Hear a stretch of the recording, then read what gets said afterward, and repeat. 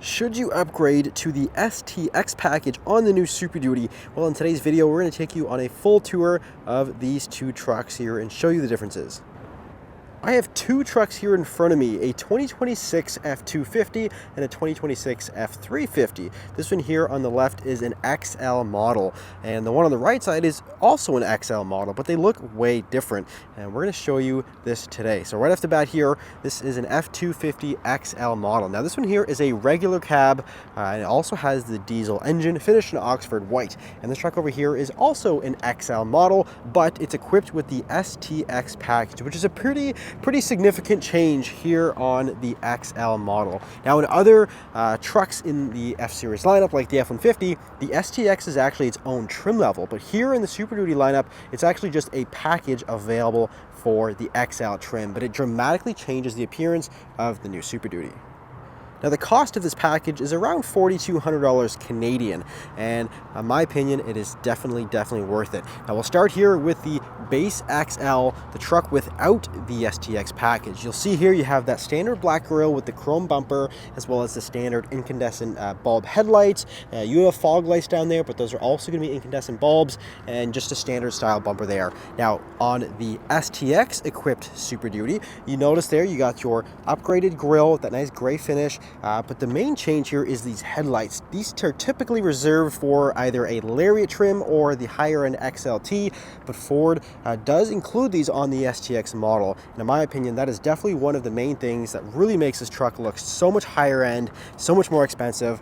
You do have your body match bumper here, again, typically reserved for the higher end trims. You get the body match bumper with the LED lights. So again, no incandescent bulbs here. They're fully LED, really cool look here. And of course, you got your big Ford logo right in the middle. And then coming around to the side here, you'll notice two different wheel options, of course. Definitely a nice upgrade as well. With your standard XL model, you're going to have a steel wheel. Now you can get aluminum wheels as well without the STX, but these are going to be the steel wheels. Pretty standard choice here, 17-inch sizing, and that is going to be wrapped in a Michelin tire. Now on the STX equipped Super Duty, bigger sizing, it's actually an 18-inch wheel, so slightly larger, gloss black finish, and you do have the Bridgestone dualer tire. The tires are physically larger, and they're also a little more aggressive as well. So definitely a nice wheel upgrade here on the Super Duty. Now the badging is actually a little interesting because even though this is an XL trim, it actually says STX here on the fender, but your non-STX Super Duty says XL. So a bit of a different change there. Ford just did that maybe just to change it up just a little bit. Now again, these both have the diesel engine, so you do have the badges there on the side. These are the standard output diesels. You can also get the gas engine available or the high output diesel. So there's going to be the same engine choices for both. Now this one here is a Super Crew cab, so it's the full four-door, whereas this one is a regular cab, but you can still get the STX package on a regular cab, which makes it really cool. So you can have a work truck, 8-foot box, but you can still have that upgraded appearance. Now with the rear end here on the basic Super Duty, again, just like the front bumper, it is also chrome. You have your standard bulbs with those tail lights there, the corner bumper step, which is really great to have, and of course your Class 5 receiver hitch there at the bottom. And now we'll go ahead and lower down the tailgate. This one does have the spray-in bed liner. Now this is optional. You can either do a drop-in liner or you can do a spray-in, whichever is your preference. This one also has the gooseneck or the fifth wheel prep package. So you have the mounts in there, as well as the connections there on the driver's side of the box for hooking up a fifth wheel or gooseneck hitch. Trailer, which is great. You also have tie-down points back here. Moving over to the STX Super Duty, you'll notice the body match bumper. Again, just like the front bumper, it's body match, which some may prefer.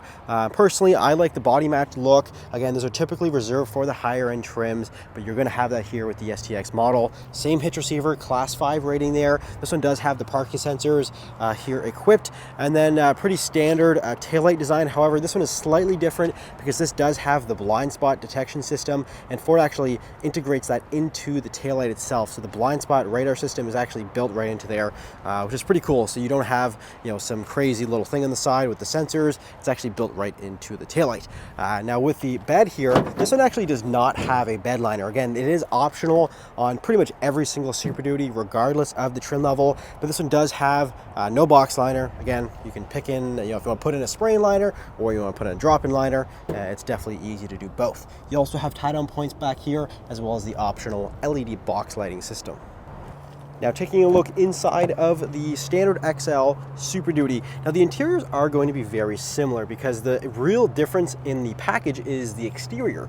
But you got a couple of changes inside. Now firstly, again, this is a regular cab model, whereas the other one is the Super Crew. But nonetheless, you got the gray cloth interior with the bench seat there, so you can still fit 3 people pretty comfortably in this regular cab model. You do have your standard storage options down here, a bit more of a more rugged materials. The other truck does have a bit of a different style with the armrest, but again, pretty standard design for the XL model. Now, all Super Duties come with automatic headlights. They also come with electronic parking brakes. So even though, again, this is a base model, it's definitely going to be very well equipped.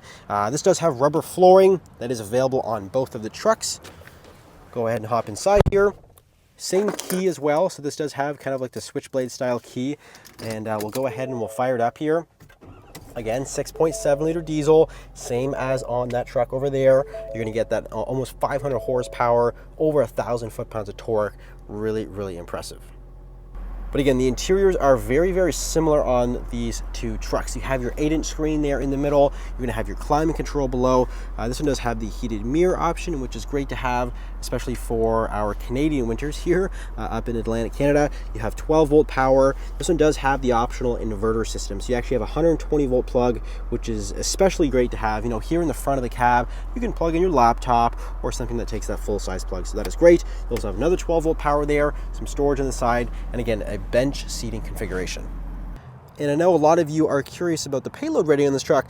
This one is rated at 2,666 pounds of payload, which is pretty good to have, especially for a regular cab model. The GVWR is 9,900 pounds. So basically the max you can go without registering this as a commercial truck.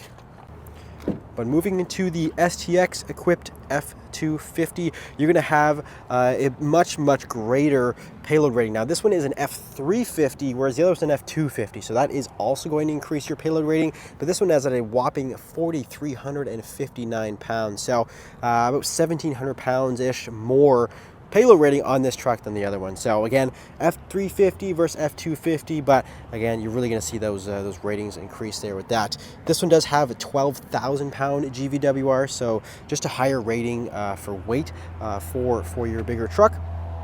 But like the door panel on the other one, you got your storage options below, but you got nice soft touch material here, which is really nice to have. It's not a super rugged material, but it's going to have some cushion there, which is always great. And then again, automatic headlights, electronic parking brake. Great to have those convenience features here. No running boards on any of these trucks. However, very easy to install that either from the factory or at a dealer. But hopping inside here, again, same key setup as the other truck. It's a switchblade key. You can option in the remote start system.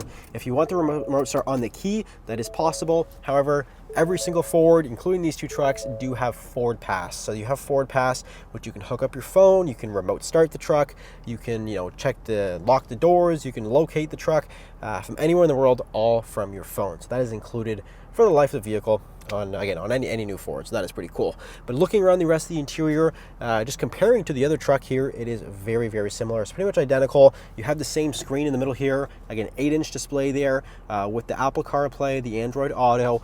Really great screen there. Again, especially for a truck that is in the lower end of the lineup, having the 8-inch display is great. You also have your climate control down here. This one does have the rear defrost system. So you have the defrost. It also has the privacy glass. So it's going to have that extra little bit of tinting on the rear windows.